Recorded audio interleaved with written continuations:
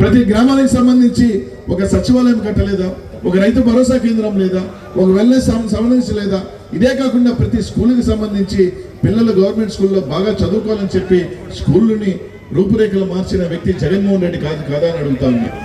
ఇలా తీసుకుంటూ పోతే అనేక ఈరోజే చూస్తా ఉన్నాను బోర్డు, దాదాపు రాజానగరంలో సంక్షేమం తీసుకుంటే 1100 కోట్లు, అభివృద్ధి తీసుకుంటే 1100 కోట్లు, ఇళ్ల స్థలాలు చూస్తే 20,000 మందికి. ఇవన్నీ అభివృద్ధి కాదా అని అడుగుతా ఉన్నారు. జగన్మోహన్ రెడ్డి గారి అభివృద్ధి ప్రతి పేదవాడి బాగుండాలా, ప్రతి మధ్యతరగతి కుటుంబం బాగుండాలనుకున్నది జగన్మోహన్ రెడ్డి గారి అభివృద్ధి అయితే, చంద్రబాబు నాయుడు గారి అభివృద్ధి ఏంటంటే కొద్దిమంది మేడలు కట్టుకుని ఉండాలా, వాళ్ళు బాగుంటేనే అభివృద్ధి చెందిందని చెప్పి చంద్రబాబు నాయుడు గారి పరిపాలన అయితే ఒక్కటి ఆలోచన చేయండి అని చెప్తా ఉన్నా. ఇద్దరు బాగుండాలి అంటే, ఊర్లో ఇద్దరు బాగుండాలంటే మనకి బాబు కావాలి, కానీ ఊరంతా బాగుండాలంటే మాత్రం జగన్మోహన్ రెడ్డి కావాలని చెప్పి ఈరోజు ఇదే కాదు, బడుగు బలహీన వర్గాల మైనారిటీలు అందరూ కూడా ఆలోచన చేయాలి. ఈరోజు జగన్మోహన్ రెడ్డి గారు ఎన్నికలు వచ్చినాయి, ఎన్నికలు వచ్చిన తర్వాత బడుగు బలహీన వర్గాలు రాజ్యాధికారం ఉండాలా, ప్రతి ఒక్కరు కూడా రాజ్యాంగంగా ఉండాలని చెప్పి ఆలోచన చేసి ఈరోజు తీసుకుంటే, పార్లమెంట్ లో తీసుకుంటే పోయినసారి కన్నా కూడా అదనంగా 3 బీసీలకు సంబంధించి ఎంపీలు చేయడం జరిగింది. అనేక మంది శాసనసభ్యులుగా ఈరోజు కొత్తగా బీసీలు కానీ, మైనార్టీలు కానీ, ఎస్సీ ఎస్టీలు కానీ ఈరోజు జగన్మోహన్ రెడ్డి గారికి ఇవ్వడం జరిగింది. ఈరోజు చూసాం 94 సీట్లు తెలుగుదేశం పార్టీ ఇస్తే కేవలం ఒకే ఒక మైనారిటీకి ఇవ్వడం జరిగింది. ఇలా తీసుకుంటూ పోతే జగన్మోహన్ రెడ్డి గారు ఈరోజు చాలా మంది చెప్పొచ్చు, జగన్మోహన్ రెడ్డి గారు ఒక ప్రయోగం చేస్తున్నాడు. కానీ ఈరోజు జగన్మోహన్ రెడ్డి గారు బడుగు బలహీన వర్గాలందరూ కూడా ఒక రాజ్యాధికారం రావాలా, వాళ్ళు కూడా శాసనసభ్యులు అవ్వాలా, వాళ్ళు కూడా ఎంపీలు అవ్వాలా, వాళ్ళకు కూడా ఈరోజు రాజ్యాధికారం రావాలనే ఆలోచన జగన్మోహన్ రెడ్డి గారు వెళ్తా ఉన్నారని చెప్పి అందరూ తెలియజేస్తా ఉన్నాం. ఇదే కాకుండా కాపు సోదరులకు సంబంధించి కూడా ఆలోచన చేయాల్సిన అంత అవసరం ఉంది.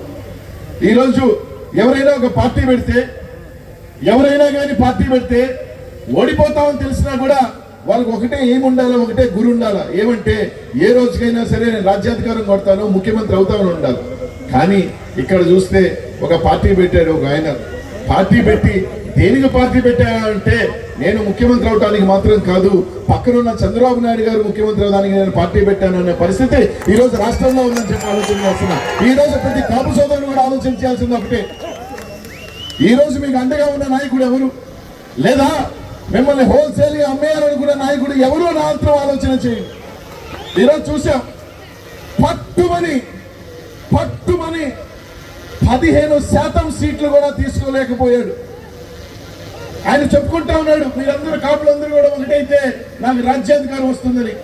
కానీ 15% ఉన్నారని చెప్పుకుంటున్న వాళ్ళకి కనీసం 15 సీట్లు కూడా 175లో తీసుకోలేదంటే ఏ విధంగా నువ్వు జనసేన పార్టీని కానీ, ఈ రాష్ట్రంలో ఉన్న జన సైనికులు కానీ చంద్రబాబు నాయుడు గారు కాళ్ళ మీద పెట్టాడో ఈ రోజు తేటతెల్లమైంది. కానీ ఆలోచన చేయండి, మీరు వేసే ఓటు చంద్రబాబు నాయుడు గారికి చెందుతుంది తప్ప పవన్ కళ్యాణ్కి చెందదు. ఈ రోజు 24 సీట్లలో 5 గెలుస్తాడా, 4 గెలుస్తాడా తెలియని పరిస్థితుల్లో, అది కూడా గెలుస్తాడో లేదో తెలియని పరిస్థితుల్లో, ఆయన కూడా గెలుస్తాడో లేని పరిస్థితుల్లో ఈరోజు ఒక పార్టీ పెట్టి వచ్చిన వ్యక్తి అవసరమా? ఈ రోజు రాష్ట్రంలో కేవలం నేను చేసిన మంచి పని, నేను చేసిన సంక్షేమాన్ని నమ్ముకొని ఈ రాష్ట్రంలో ఒకే ఒకటిగా వస్తా, నాకు పొత్తులు అవసరం లేదు, నా పొత్తు ఎవరైనా ఉందంటే ఈ రాష్ట్రంలో ఉన్న ప్రజలే